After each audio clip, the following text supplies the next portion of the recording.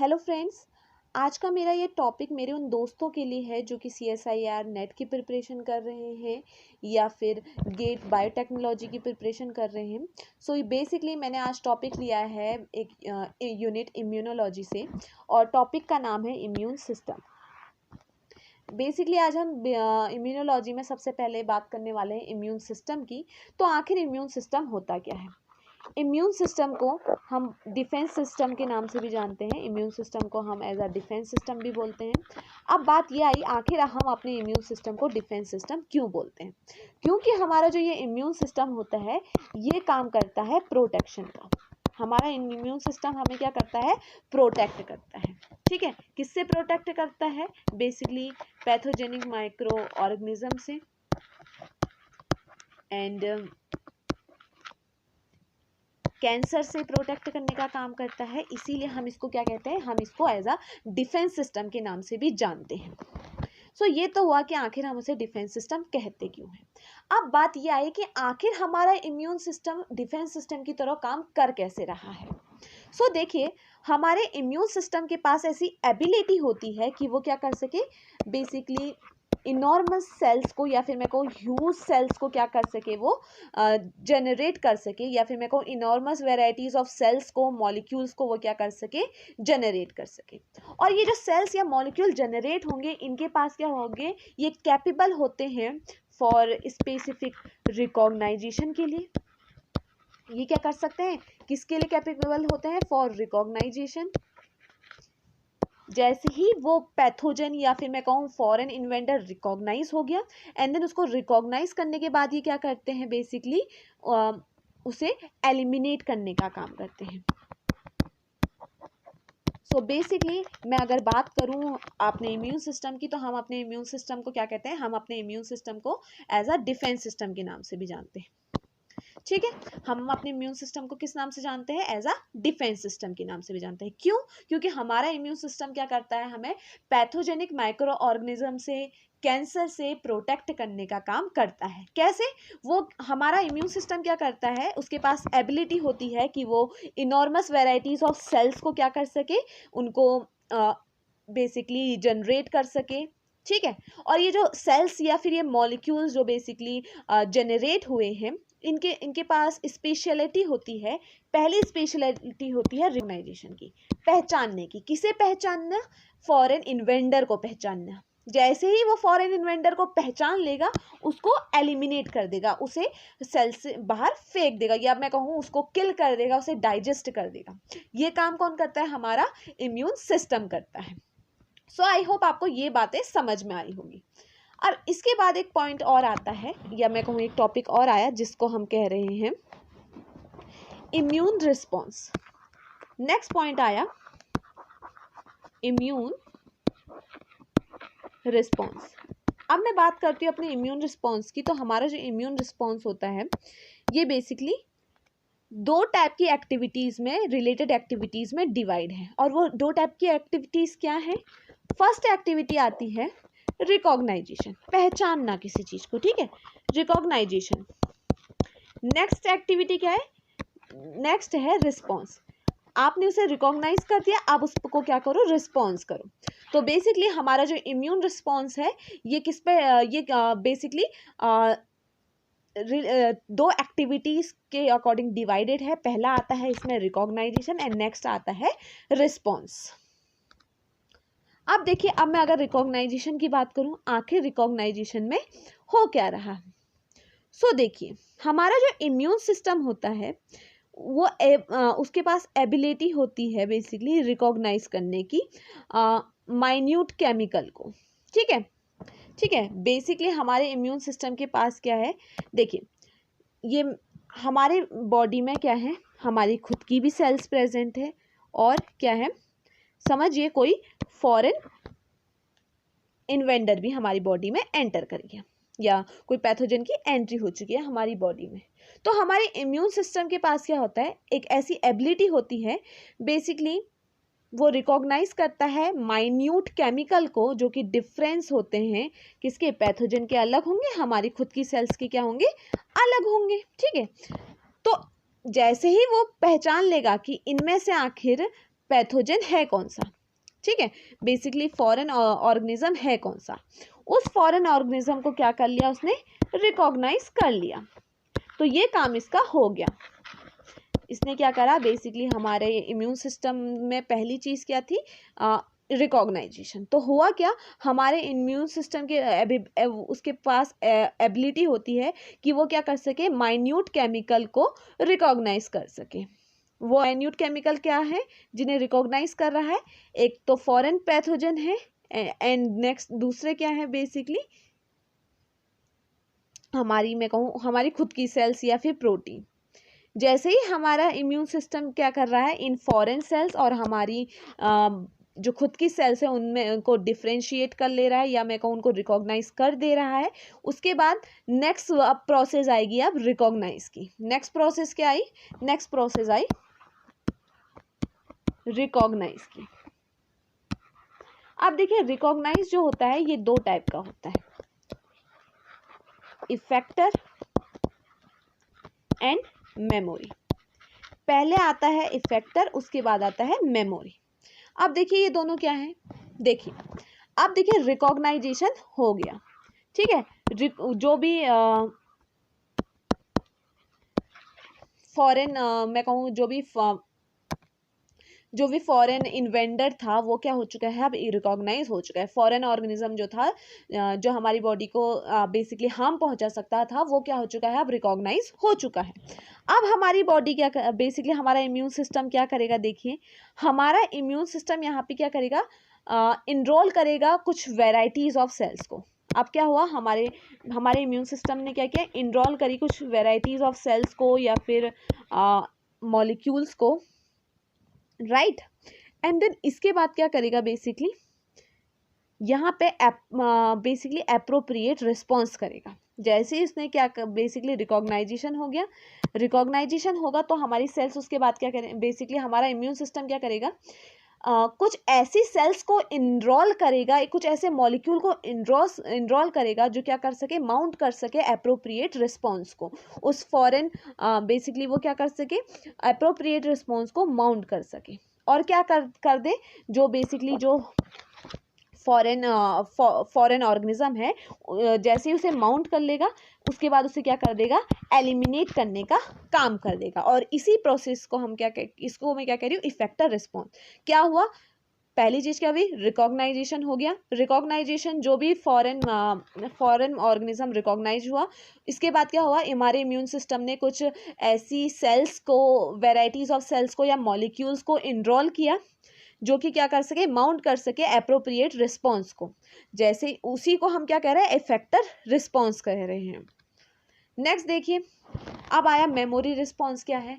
तो देखिए जो अभी जो इन्होंने फॉर एन एग्जांपल ये समझिए, जो भी फॉरेन मॉलिक्यूल अभी पहले बॉडी के अंदर आया था जिसे सेल ने बेसिकली एलिमिनेट किया था, अब जैसे ही ये दोबारा से अगर हमारी बॉडी में एंटर करने की कोशिश करेगा, ठीक है, जैसे ही दोबारा हमारी बॉडी में एंटर करने की कोशिश करेगा तो हमारा जो इम्यून सिस्टम है जिसमें क्या है, मेमोरी रिस्पॉन्स की बात की थी मैंने। बेसिकली इम्यून रिस्पॉन्स क्या करेगा, बेसिकली जो सेम फॉरेन ऑर्गेनिज्म जो इंट्रोड्यूस हुआ है उसको क्या करेगा, रैपिडली क्या करेगा, उस पर एक्शन करेगा और क्या कर देगा, उसे एलिमिनेट कर देगा और प्रिवेंट कर देगा डिजीज को। इसी को हम क्या कह रहे हैं, मेमोरी रिस्पॉन्स। जैसे ही ये सेल ने क्या करा, ये सेल ने इस सेल ने कहा नहीं, मैं दोबारा से इस सेल के अंदर जाऊंगा, इस फॉरेन ऑर्गेनिज्म ने क्या कहा, नहीं मैं दोबारा से इस सेल में जाऊंगा। तो हमारी सेल ने क्या किया, हमारी सेल को तुरंत पता चल गया कि हाँ ये वही वाला फॉरेन ऑर्गेनिज्म था जो पहले भी इसने एंट्री की थी। तो बेसिकली हमारा इम्यून सिस्टम क्या करेगा, तुरंत ही हमारा जो रिस्पॉन्स वो क्या करेगा, उसे रैपिडली उसे क्या कर लेगा, एलिमिनेट कर देगा और डिजीज से हम बेसिकली प्रिवेंट कर देगा, हमें कोई भी डिजीज ना हो पाए ये करेगा। इसी चीज को हम क्या कह रहे हैं, मेमोरी रिस्पॉन्स। उसकी मेमोरी में पहले ही से था कि हाँ ये पैथोजन आया था, तो आते ही तुरंत पता चल गया कि इस पैथोजन की एंट्री हो गई है, तो उसे तुरंत क्या कर दिया, रैपिडली उसे क्या कर दिया, एलिमिनेट कर दिया। इस प्रोसेस को हम क्या कह रहे हैं, memory response. So I hope आपको इतना समझ में आया होगा। अब बात करते हैं टाइप्स ऑफ इम्यूनिटी की। देखिए टाइप्स की बात करूं किसकी, अगर मैं इम्यूनिटी की, तो इम्यूनिटी के 3 टाइप्स हैं।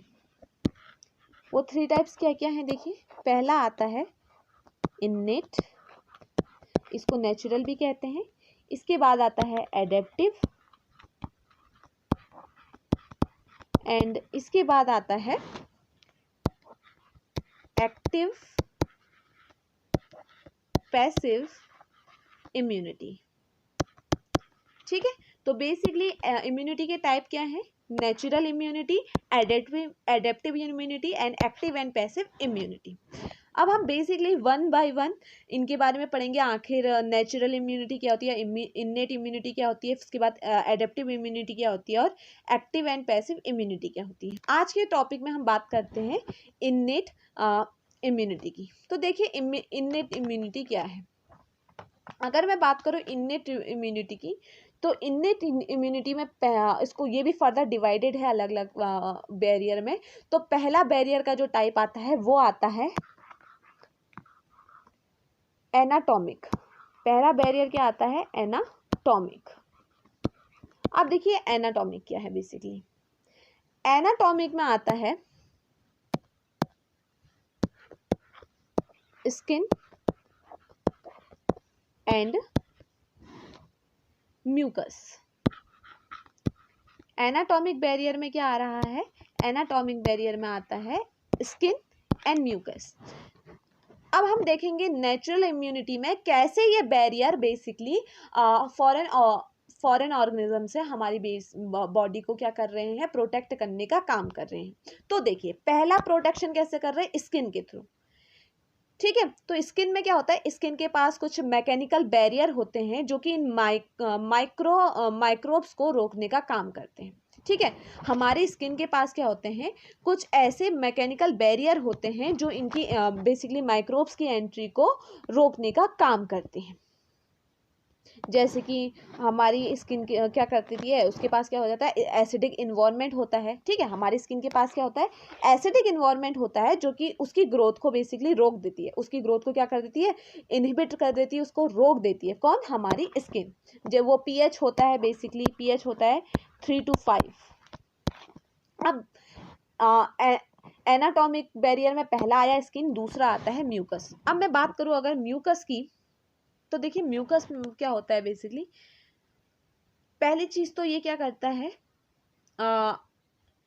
जो बेसिकली ये क्या करता है, माइक्रोब्स के साथ अटैच्ड होता है। ठीक है, जहाँ पे न्यूट्रिएंट होंगे उस साइड पे क्या करता है, म्यूकस अटैच्ड करता है। एंड देन उसके बाद बेसिकली क्या करता है, उसको म्यूकस क्या करता है, उस फॉरेन माइक्रो ऑर्गेनिज्म को ट्रैप कर देता है और क्या कर देता है, उसको बॉडी से बाहर फेंक देता है। म्यूकस क्या कर रहा है, पहली चीज़ तो मैंने आपको ये बताई कि जो माइक्रोब्स की साइट है वहाँ पे जाके उसकी जहाँ पे न्यूट्रिएंट्स होंगे वहाँ पे जाके क्या होगा, अटैच्ड हो जाएगा। या फिर वो क्या करेगा, बेसिकली फॉरेन माइक्रो ऑर्गेनिज्म को क्या कर देगा, ट्रैप करने का काम करेगा। एंड देन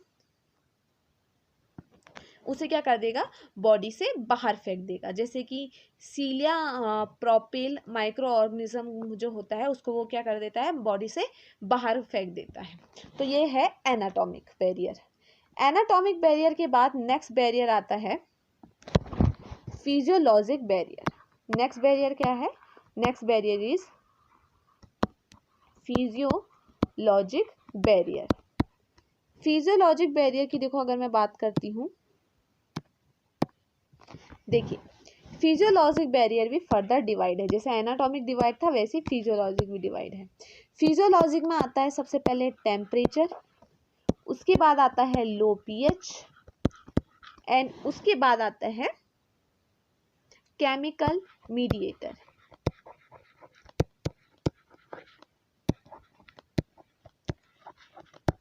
तो देखिए फिजियोलॉजिक में क्या आ रहा है, temperature, low pH and chemical mediator.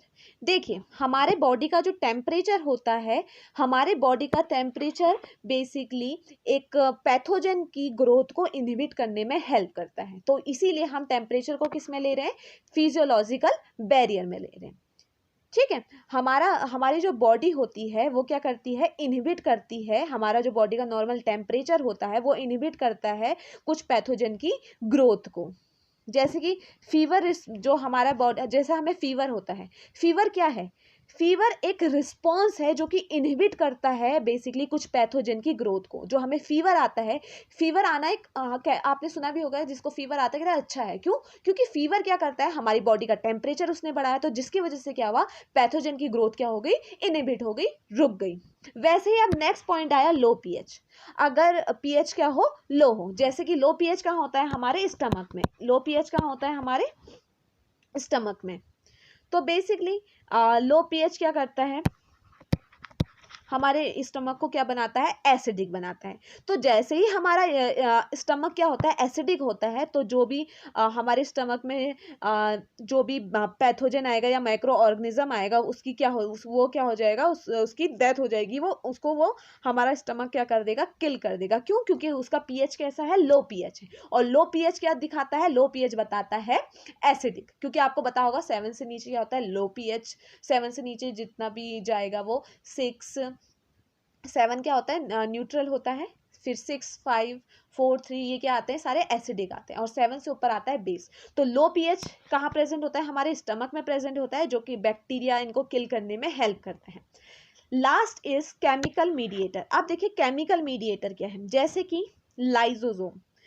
Lysozyme क्या करता है, लाइसोसोम नहीं, लाइसोजाइम। लाइसोजाइम क्या करता है, बैक्टीरिया की वॉल को क्लीव करने का काम करता है। ठीक है, केमिकल मीडिएटर में क्या है, लाइसोजाइम क्या करता है, बेसिकली बैक्टीरिया की वॉल को क्लीव करने का काम करता है।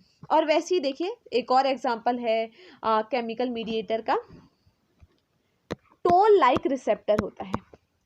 ठीक है, टोल लाइक रिसेप्टर क्या करता है, बेसिकली ये क्या करता है, रिकॉग्नाइज करता है। सबसे पहले तो ये टोल लाइक रिसेप्टर क्या करता है, रिकॉग्नाइज का काम करता है। बेसिकली ये करेगा, पहचानेगा कि पैथोजन को पहले रिकॉग्नाइज करने का, या फिर मैं कहूँ माइक्रो ऑर्गेनिज्म को पहचानेगा। ठीक है, उसको रिकॉग्नाइज करेगा। रिकॉग्नाइज करने के बाद क्या करेगा, उस माइक्रो ऑर्गेनिज्म को जैसे वो रिकॉग्नाइज कर देगा, इसके बाद वो सिंगल सेल को सिक्रीट करेगा। सॉरी, उसके बाद क्या होगा, देखिए ये टोल लाइक रिसेप्टर है, इसने रिकॉग्नाइज किया बेसिकली माइक्रो ऑर्गेनिज्म को। जो हमारी सिंगल सेल होगी, ठीक है, हमारी सिंगल सेल क्या करेगी, इम्यूनो स्टिमुलेटिंग साइटोकाइनिन को सिक्रीट करेगी। हमारी सिंगल सेल क्या करेगी, इम्यूनो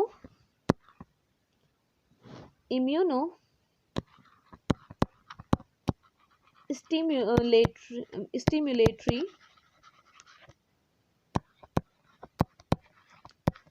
साइटोकाइंस को क्या करेगी, बेसिकली सिक्रीट करेगी।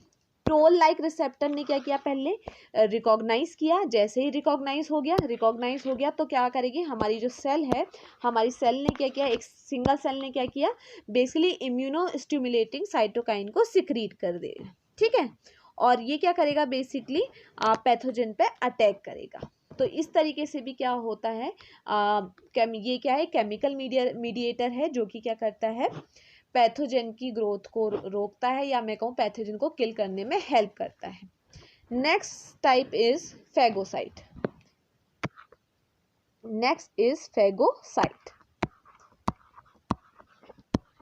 अब देखिए फेगोसाइट क्या करता है, फेगोसाइटिक बैरियर क्या कर रहा है, देखिए फेगोसाइटिक बैरियर जो होता है बेसिकली ये ब्रेक डाउन करता है माइक्रो ऑर्गेनिज्म को।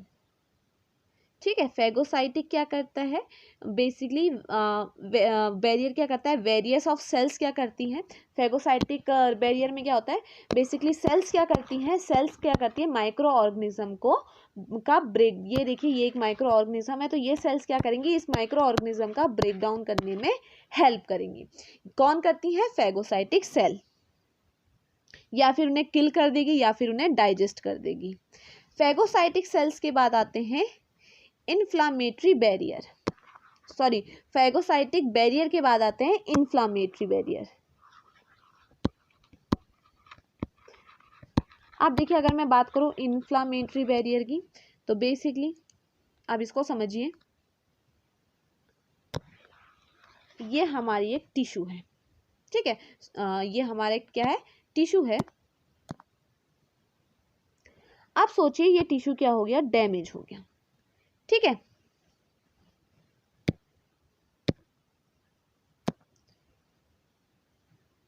ये पूरा का पूरा क्या है, एक टिश्यू है। ये पूरा का पूरा एक टिश्यू है जो कि क्या हो चुका है, डैमेज हो गया है। ये पूरा का पूरा टिश्यू क्या हुआ, बेसिकली ये कई एक साइड से क्या हो गया, डैमेज हो गया। अब जैसे ही ये टिश्यू डैमेज हुआ, अब क्या होगा, देखो आपको पता है कि टिश्यू जैसे ही डैमेज होगा, यहाँ पे किसकी एंट्री होगी, ये समझिए यहाँ पे क्या होगा,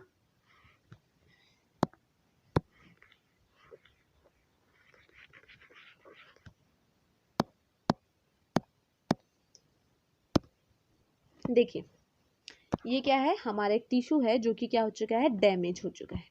अब देखिए इन्फेक्शन यहाँ पे क्या हुआ, इंट्रोड्यूस होगा, ठीक है। यहाँ पे कि ये समझिए कि यहाँ पर पूरी एरिया में क्या हुआ, इन्फेक्शन क्या हो गया, इतनी एरिया में समझिए इन्फेक्शन इंट्रोड्यूस हो गया।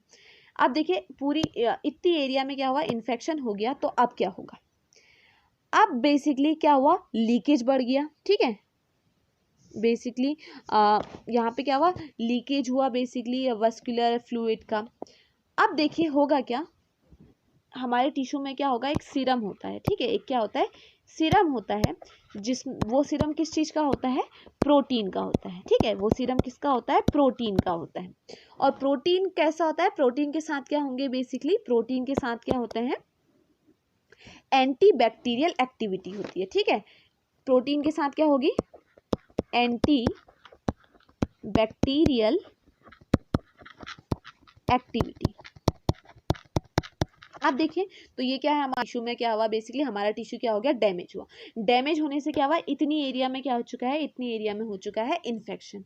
अब क्या होगा, बेसिकली लीकेज हुआ, ठीक है। किसका लीकेज हुआ, वेस्कुलर फ्लूइड का लीकेज हुआ। तो क्या हुआ, हम बेसिकली हमारे टिश्यू इसमें क्या हुआ, इसके लीकेज की वजह से क्या हुआ, एक सीरम इकट्ठा हुआ, ठीक है। उसमें क्या था, protein and anti bacterial activity. Protein के साथ क्या थी, एंटी बैक्टीरियल एक्टिविटी थी। तो ये क्या करेगी, बेसिकली ये क्या करेगी, इन्फ्लक्स कर देगी किसे, यहाँ पे क्या होगा, इन्फ्लक्स क्या होगा, बेसिकली फैगोसाइटिक सेल। बेसिकली यहाँ पे किसकी एंट्री हुई, यहाँ पे एंट्री किसकी होगी, बेसिकली जहाँ पे बैक्टीरियल इन्फेक्शन हुआ, यहाँ पे एक्टिविटी होगी फैगोसाइटिक सेल्स की। जो बेसिकली फैगोसाइटिक बैरियर में सेल्स थी, उनकी क्या हो गई, एंट्री हो गई। अब जैसे ही फैगोसाइटिक सेल्स की एंट्री होगी इस इफेक्टर एरिया में, तो क्या होगा, बेसिकली जो भी यहाँ पे क्या था, बैक्टीरियल इन्फेक्शन हो रहा था, ये फैगोसाइटिक सेल क्या करेगी, उस बैक्टीरिया को किल करने का काम करेगी। क्योंकि मैंने इससे पहले ही बताया था, फैगोसाइटिक सेल क्या कर रही थी, उसका ब्रेक डाउन कर रही थी, उस फॉरेन मैक्रोमोलिक्यूल का क्या कर रही थी, ब्रेक डाउन कर रही थी, या फिर उसे डाइजेस्ट कर रही थी। यहाँ पे क्या हो जाएगा, बेसिकली पूरा का पूरा जो बैक्टीरियल माइक्रो ऑर्गेनिज्म था, वो क्या हो जाएगा, बेसिकली डाइजेस्ट हो जाएगा या किल हो जाएगा। तो अब यहाँ पे कोई भी इन्फेक्शन नहीं होगा। तो ये था नेचुरल इम्यूनिटी। तो आई होप मुझे आपको नेचुरल इम्यूनिटी समझ में आई हो। अब नेक्स्ट वीडियो में हम पढ़ेंगे adaptive immunity and active and passive immunity के बारे में, और साथ ही साथ देखेंगे इम्यून रिस्पॉन्स को। सो आई होप आपको आज की वीडियो पसंद आई हो और आपके कुछ हेल्प हुई है इस वीडियो से। और अगर आपकी कुछ हेल्प हुई हो तो लाइक कमेंट शेयर करना ना भूलें। Thank you so much for watching.